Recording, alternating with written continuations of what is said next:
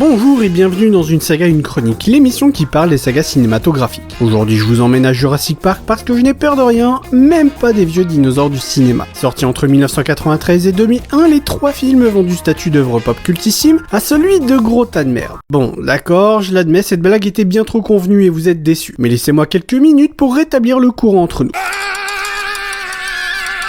Alan Grant, paléontologue, et les enfants y trouvent que les bébés puent, ce qui en fait un homme de bon sens. C'est pour cela que le professeur Sattler et lui sont invités par John Hammond à Jurassic Park afin d'attester sa sécurité, car à Jurassic Park, point de Gaulois du Jurassique ou de souris du Jurassique, mais des dinosaures du Crétacé. Ian Malcolm, théoricien du chaos, a à peine le temps de rappeler que la vie trouve toujours son chemin. Ironique quand on sait que les dinosaures étaient tous des femelles, qu'avec Lex et Tim, ils embarquent pour une visite assez ennuyeuse. Si on y mettait un des deux gamins là, peut-être que ça l'attirait plus.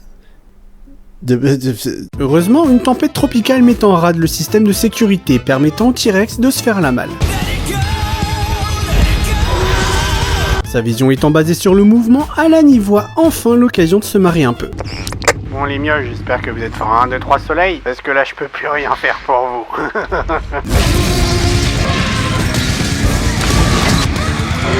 Mais comme papy est milliardaire et qu'Alan aime les gros chèques, il décide de les sauver et de s'enfuir dans la forêt. Après une longue balade champêtre et bien que Tim soit un peu grillé sur les côtés, il est cuit là le méchoui. Ils sont de retour au centre mais le répit est de courte durée. Poursuivi par les terribles raptors,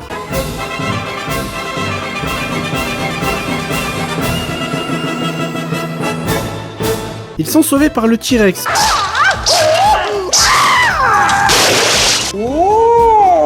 Ce qui permet à tout le monde de se tirer. Celui qui revient sur cette île n'est qu'un sale fils de raptor. Mais quelques années plus tard, on apprend l'existence d'une seconde île où les gamines se font bouffer et sur laquelle se trouve Sarah, paléontologue, et son groupe pour étudier les dinosaures pour le compte de Hammond, devenu une saleté de hippie. Son petit ami, qui n'est autre que Ian Malcolm,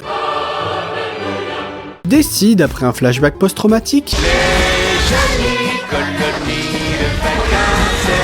d'aller la rejoindre. Là-bas, des mercenaires chargés de capturer des bêtes pour ouvrir un zoo sur le continent kidnappent un bébé T-Rex afin d'attirer sa mère. Mais la nuit venant, le groupe de Ian libère les dinos et emmène le petit dans leur caravane pour le soigner. Et alors qu'on s'y attendait pas du tout, les parents viennent chercher leur rejeton. Ah, apparemment c'est maman qui conduisait. C'est là que Ian, qui connaît la bête, intervient courageusement. Ce qui n'empêche pas les T-Rex de se déchaîner. Sauvés par les mercenaires, ils prennent la route vers le centre de radio pour appeler à l'aide. Mais les raptors débarquent. File-moi tes granolas, Rockmout. Ils se réfugient dans une cabane et... Bon, mon psy m'ayant interdit de revoir la séquence, je vous la fais de mémoire.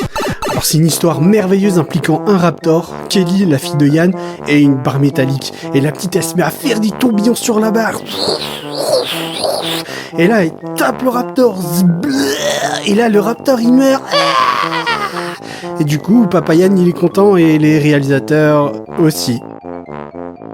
Finalement capturés, les T-Rex sont emmenés à San Diego, où ils semblent jouer dans un hommage foireux à Godzilla, mais seront finalement ramenés sains et saufs sur leur île sauvage. Du coup, je lui demande, vous avez créé des raptors? Et voilà que l'autre, il me fait oui de la tête, des putains de dindes psychopathes de 2 mètres qui ouvrent les portes. Alors, je vous le dis, le jour où je retourne sur cette île à la con, je leur jouerai du pipeau. La vie est compliquée pour Alan, mais un couple qui connaît son amour des gros chèques lui demande de servir de guide. Un survol de l'île en avion sans enfant. Alan. Maman? Sauf que c'est une mission de sauvetage déguisée pour retrouver Eric, leur fils porté disparu. Sans compter que le chèque semble être fait de la même matière que les arbres qui composent cette jungle aux 1000 dangers, dont un spinosaure qui tue le T-Rex et détruit leur avion. Des raptors qui pondent des œufs de partout les prennent en chasse. Lorsque séparé du groupe, Alan est sauvé par Eric, le petit enfoiré qu'il était censé sauver et qui a survécu pendant 8 semaines sur l'île grâce à du pipi. Soudain, un téléphone sonne. Les Kirby retrouvent leur fils ainsi que leur téléphone dans ce qui est certainement la housse en peau de lézard, la plus badass du monde.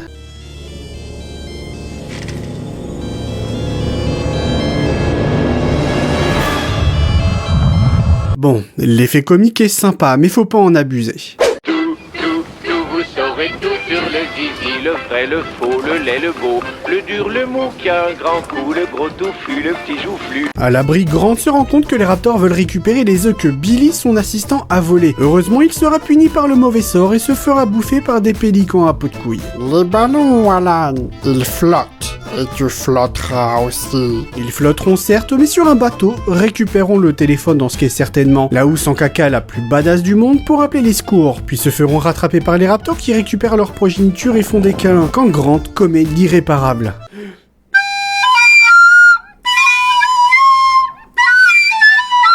Ils sont finalement sauvés par un vendeur en assurance et l'armée, qui avait jusque-là jugé qu'un enfant ne méritait pas d'être sauvé, contrairement au connard à chapeau. À quoi ressemblaient les dinosaures? C'est en apportant une réponse visuellement crédible à cette question et en réalisant par là même le fantasme du grand public que Jurassic Park s'est inscrit durablement dans l'imaginaire collectif. Il est probable qu'en imaginant un tyrannosaure, un raptor ou un tricératops, nous pensions tous dorénavant à leur version numérique. Aujourd'hui encore, c'est la référence la plus crédible mais aussi la plus connue. Et le manque de référentiel réel fait que les effets ont plutôt bien vieilli. Là où, par exemple, la séquence de la débandade de Jumanji apparaît d'une laideur sans nom.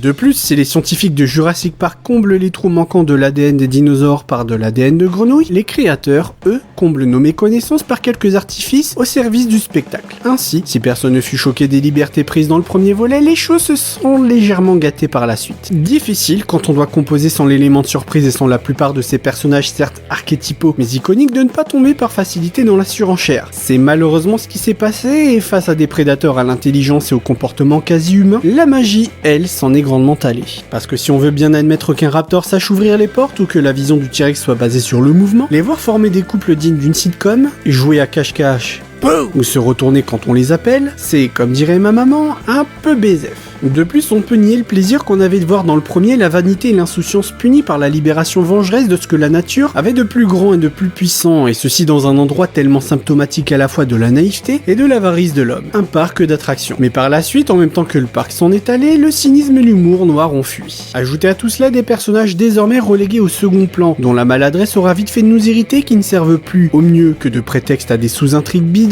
et au pire de canigou à dino. Et comment ne pas parler du troisième volet, le volet de la fouine qui, avec sa courte durée et le retour de Grant, essaie de passer ta porte comme le membre d'une secte qui te dit que ça ne durera pas longtemps, qu'il veut ton bien, mais une fois assis sur ton canapé, finit par faire tomber l'Armageddon sur ta tronche, te crier que tu vas crever, et qu'il le sait parce que le grand Skippy lui a envoyé une lettre en recommandé ou je sais pas quoi.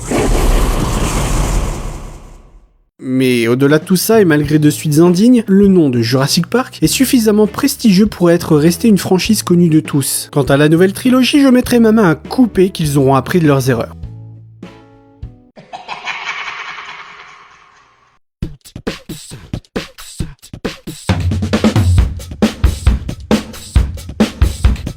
Tom, tom, tom, lele, loulou, malang, tom, tom, tom.